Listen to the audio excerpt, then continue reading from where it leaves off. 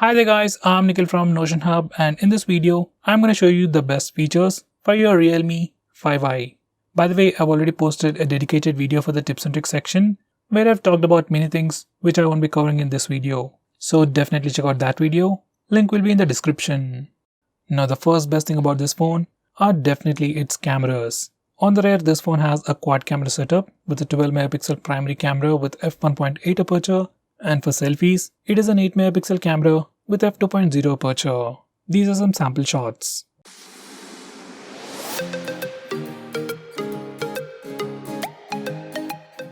Next, this phone also packs in some decent performance. It sports a Snapdragon 665 processor with Adreno 610 GPU with 4GB of RAM and 64GB of storage. Purely in terms of performance, this phone isn't all that powerful, but for a normal user, it's more than sufficient, and you can also do some light gaming. This phone also comes with a pretty decent display. It is a 6.5-inch IPS display with HD+ resolution, protected by a 2.5D curved Corning Gorilla Glass. Next, this phone also comes with a wide-angle camera. It is an 8 megapixel ultra-wide-angle camera with f2.3 aperture. These are some sample shots. Next, it has something called real sound technology. Now, if you want to improve the audio experience on the headset, just enable real sound technology from the sound settings and you will definitely see a noticeable difference. We have a new navigation gesture called swipe from both sides. Now once you enable this feature, you can swipe from the bottom to go home, swipe and hold for recent taps, and finally swipe from the left side or right side to go back a step. These are the new swipe gestures even seen on Android 10 and it's already available on this phone. Next, we have the old style swipe up gestures. Now once you enable this feature, you can swipe from the bottom right or bottom left corner to go back a step. You can swipe from the center to go home. And finally, you can swipe and hold from the bottom center for recent taps. Even these gestures work really well. Next, we have Android Pie based navigation bar.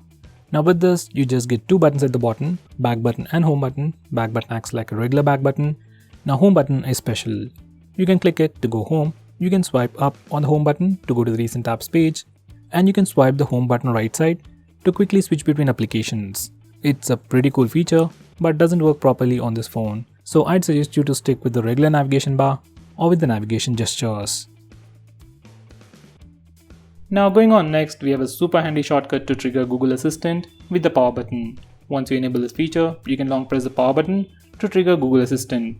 It's a nice feature and can be quite useful while using the navigation gestures, but I don't think this power button will last longer if you use it continuously. Next, we have 3-finger screenshot. Now before I show you that, let me show you how to take a normal screenshot. On any Android phone, if you want to take a screenshot, press the volume down button and power button both at the same time and your phone will take a screenshot. It is as simple as that. Now for some reason, if that's a bit difficult for you or if you need something more easy, you can enable this 3-finger screenshot gesture. Now once you enable this feature, you can simply swipe down using 3 fingers to take a screenshot. Personally, this is my favorite feature or my favorite way to take a screenshot, and nowadays most of the phones support this feature. Now going on next, we have long screenshot. Now to take a longer screenshot, first you need to take a normal screenshot. You can either use the buttons or the gesture. Now once you take a screenshot, you get this preview. Now click long screenshot. Now just scroll the page up as long as you want to take a longer screenshot. Now going on next, this phone even comes with screen recording. I really don't know why you want to record your screen, especially on an Android phone, but for some reason if you want to record it, you can start it from the notification toggles, or you can also use the smart bar which can be accessed from anywhere by swiping on the right side corner. You can stop recording by clicking the stop button on the floating bubble. Now going on next, you also have the option to record calls automatically on your phone. So to enable that, go to settings, then select system apps, then select calls. From here select call recording and then enable the toggle that says all recording to record all the calls automatically on your phone. Next we have flash on call. Once you enable this feature, every time you get a call, flashlight on the phone blinks to give you an indication. This feature can be quite useful when your phone is in silent mode. Next we have a feature called vibrate when you answer an end call.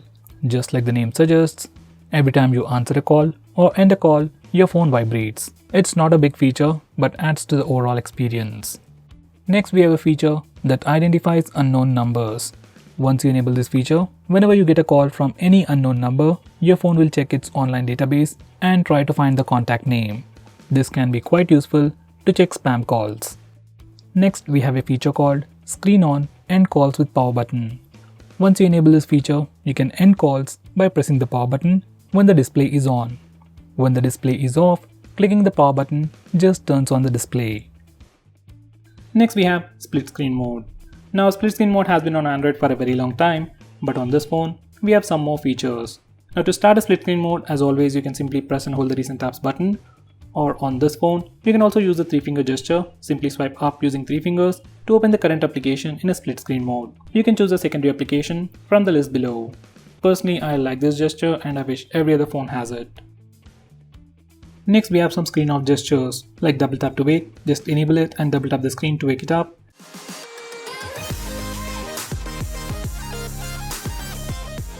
Next, you can draw an O to open the camera application.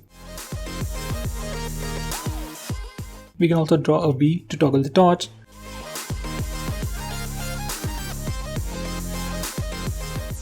We can also draw characters like greater than or less than for music controls. And finally, you can add custom gestures like you can draw a W to open WhatsApp, M for phone dialer, and so on.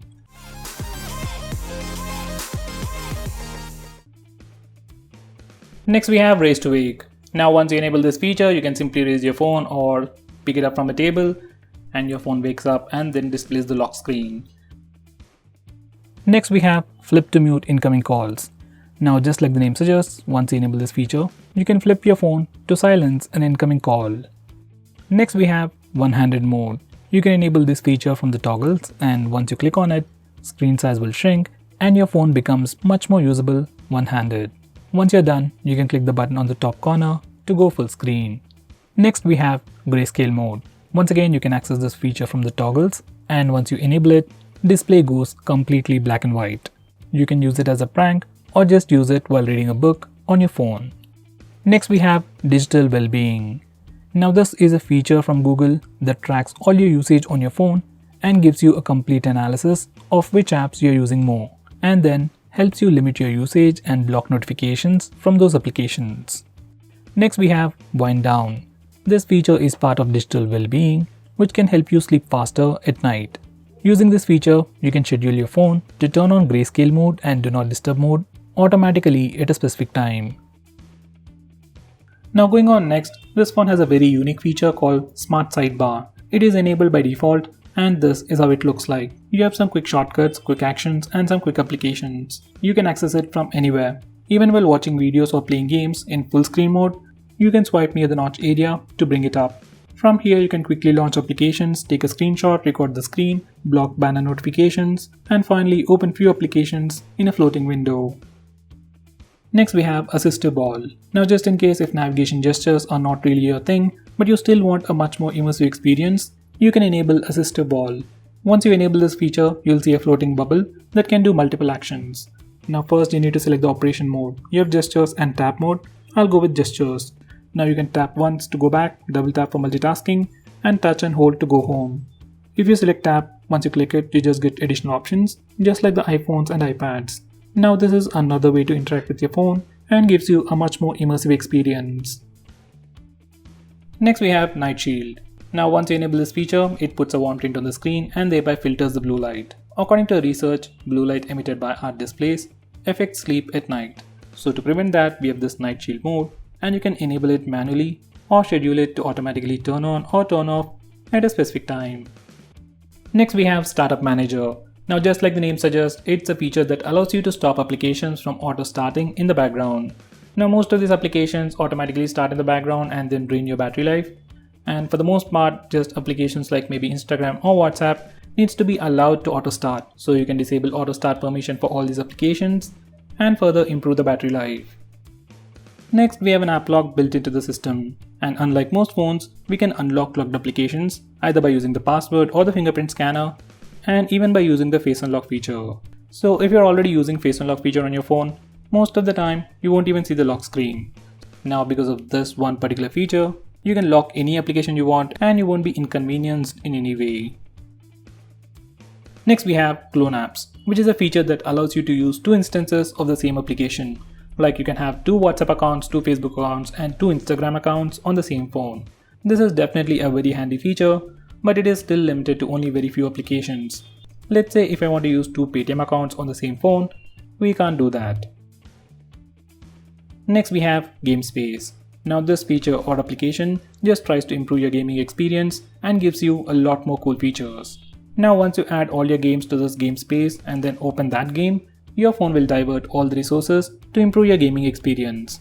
It means faster game load speeds, better visuals, and more than that, it gives you the option for Do Not Disturb mode, where you won't be interrupted with annoying notification sounds or visual disturbances like banner notifications. You also have different power profiles to improve the performance or battery life. It also gives you the option to disable auto brightness, which is missing on many phones out there. Next we have Wi-Fi tethering. Now this is a very unique feature which allows you to share existing Wi-Fi connection to other devices. It's like your regular hotspot, but instead of using your mobile data, it will use your existing Wi-Fi connection. Now you might think this might not be a useful feature, but let's say if you're in an airport or a hotel where you have access to only one device or a Wi-Fi, then in that situation, you can share the existing single Wi-Fi connection to multiple devices. Next we have a security feature which protects your personal information. Whenever any application tries to read your personal information like messages, call logs and contacts, this feature provides fake data to those applications. Many applications on your phone try to read your personal information. Even Amazon does that. So using this feature, we can still use those applications safely without sharing your personal information. Next we have anti-harassment. This feature allows you to block annoying spam calls or just block a specific contact or bunch of contacts from calling you or messaging you. Next we have Private Safe. Now this feature is more like an application or like a vault where you can hide all kinds of files. Just like the app lock, we can have a completely different password from your lock screen and we can unlock it using your fingerprint or your facial data. Personally, I suggest you to use Gallery Vault. Next we have Automatic On-Off. Now this is another weird name for schedule power on and power off, and using these settings, we can automatically turn on and turn off your phone at a specific time. Next we have something called Smart Assistant on your default launcher or your default home screen. You can simply go to the leftmost corner to find the Smart Assistant, which simply displays weather information, calendar events and some quick shortcuts. You can enable it or disable it from here. Next we have Smart Energy Saver. Now this is another feature to improve your battery life. If you enable it, your phone will automatically manage all the apps running in the background to improve the battery life. If you disable it, you get the complete list of applications that are installed on your phone, and you can manually choose to block an application from running in the background. Next we have Smart Driving. This is another fancy sounding feature which simply gives you various features to manage calls and messages while driving. We have a similar feature on many other phones, but on this phone, we can automatically enable it or turn it on when you connect your Bluetooth in your car, or else you can manually turn it on if you have a bike. Next we have Kid Space. If your kid is troubling you about your phone, he wants to play some games, or maybe sometimes he accidentally purchases stuff, Kid Space can be quite useful for you. Once you configure this Kid Space, your kid will be able to only use specific applications that you choose, and he will be able to use your phone only for a specific amount of time. Once again, it's a nice feature, but if your kid already knows your password, it's completely useless. So guys, those were all the best features. If I missed out on anything important, do let me know by commenting below this video, and make sure you check out my video on tips and tricks section. Link will be in the description. Now if you're planning to buy this phone, please use the link in the description. It always helps the channel, and if you want us to make any specific video, tweet out to us with the hashtag AskGreedyTech on Twitter and I'll try to make it as soon as possible. I'm Nikhil from GreedyTech signing off. Have a nice day.